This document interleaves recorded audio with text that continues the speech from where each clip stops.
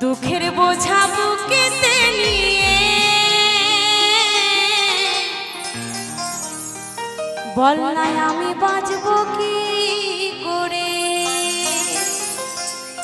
তা আমার জীবনে এটাই কাহিনীটা একটু বলি কেমন।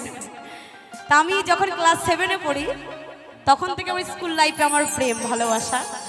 তো আমার প্রেম মিনিমাম 5 বছর পর আমার যখন অন্য জায়গায় বিয়ে ঠিক করে দেয় আমার বাবা, বলছে দেখ তুই যদি ওই ছেলেকে বিয়ে করিস তাহলে তোর কপালে খুব কষ্ট, কারণ ওর আছে রূপ না গুণ না গাড়ি না বাড়ি, কোনো কিছুই নেই।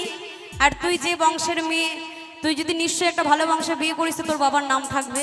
তো সেদিকে তাকিয়ে তাকে ছেড়ে অন্য কাউকে বিয়ে করেছি।